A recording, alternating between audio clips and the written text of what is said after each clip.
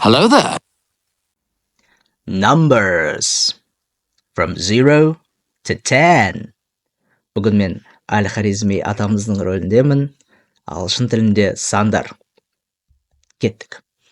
0 1 2 3 4 5 6 7 8 9 10.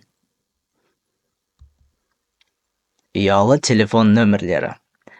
Біз өзіміздің нөмірімізді айтқан кезде әр цифрды бөлек-бөлек айтамыз. Сандарды емес, мысалы 78, мысалы 2 екселік, мысалы ондық, жүздік сандар 778 емес, цифрлар.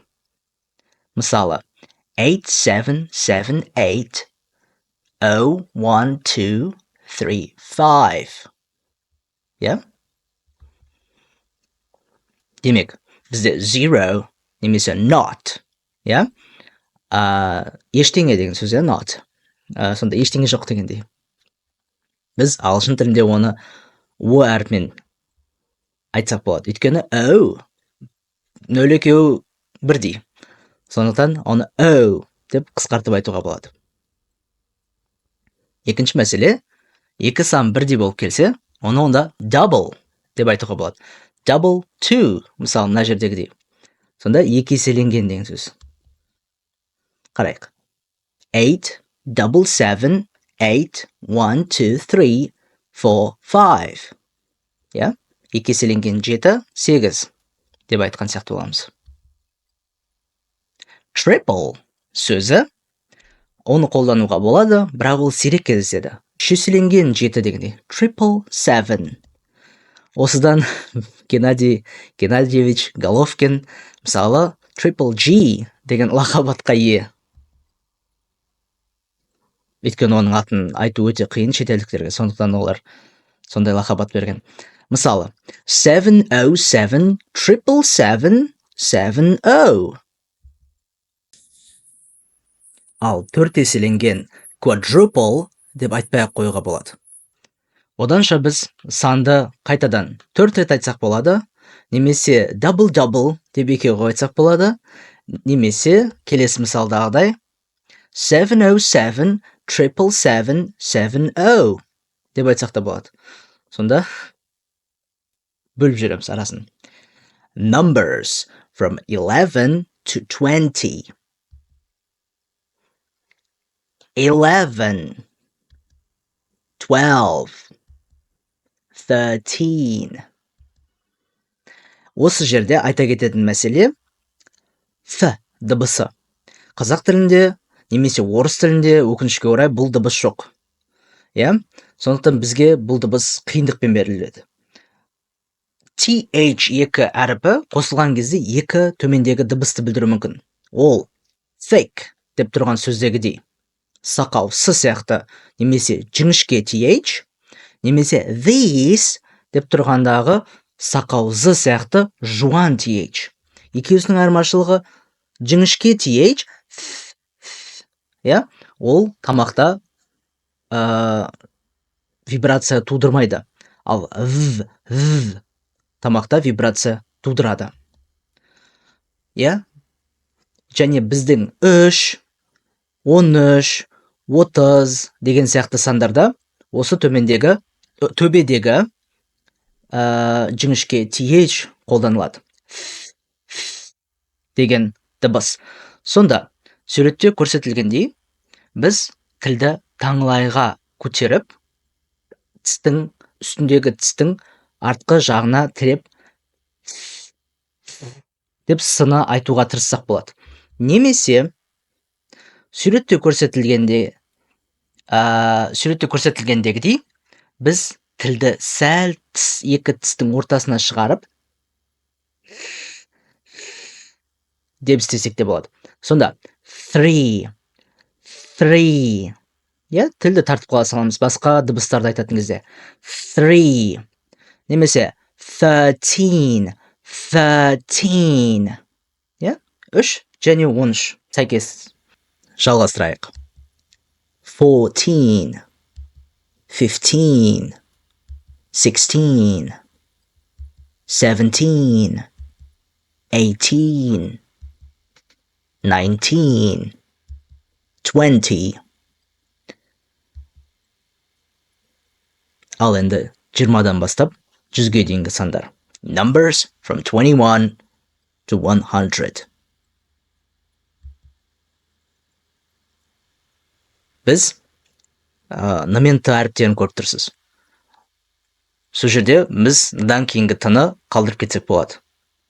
20 деп айтсақ болады. 20-да ғана. 20 деп айтсақ болады. Немесе 20 деп те айтсақ болады. Бірақ тез айту мақсатында көбінесе британдық және американдық ағылшын тілінде келесідей айтылу тәжірибеде бар.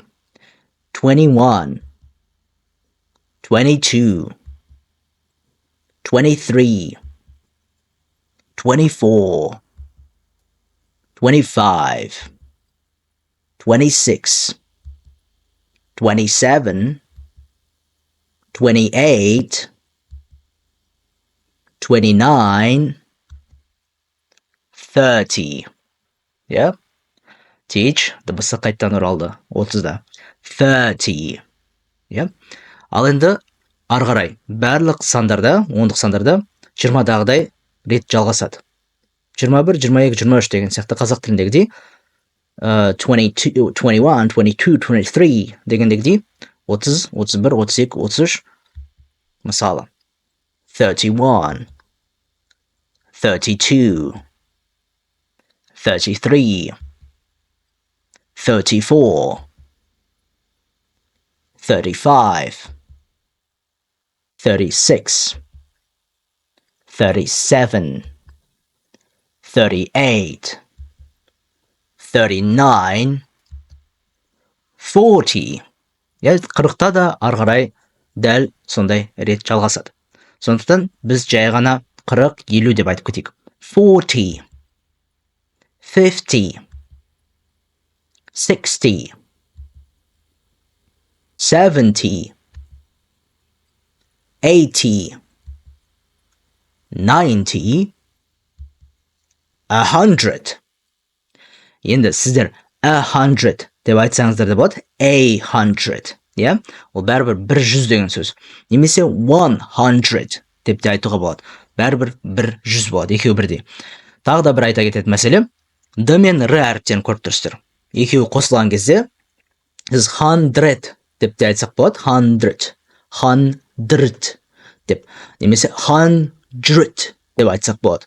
Д мен Р бірге тұрған кезде Д Ж дыбысына айналып кетеді. 100. 100.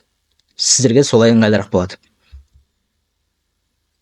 Ал енді қорытындыға айта кететін тағы бір мәселе, ағылшын тіліндегі екпіннің өте маңызды екенін білеміз.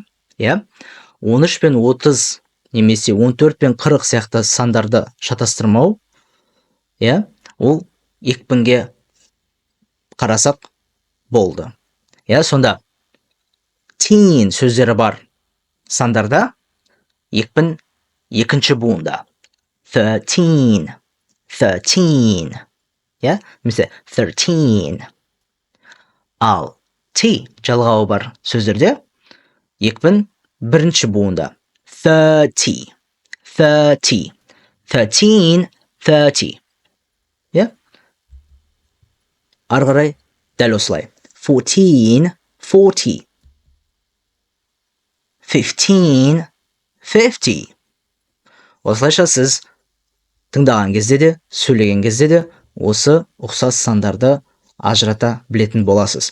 Ал енді сабақтың соңында біз жасөспірім деген сөз бар. Ағылшын тілінде оны teenager дейді. Ол 13 пен 19 жас аралығында біз байқадық. 13 пен 19 сандарының арасында teen сөз жалғауы бар. Сондықтан age деген жас деген сөз. ER жалғауы ол жастағылар деп айтуға болады. Ager. Ager немесе. Сонда teen жастағылар деп аударсақ болады. Сонда жасөспірімдер. Мысалы 11, 12, 11, 12, ары қарай 13-тен басып 13, 14, 15, тағы да солай кете береді. Демек 19 жастың өзі де жасөспірім болып табылады, болып саналады. Ал 11, 12 ол әлі кішкентай бала деп саналады.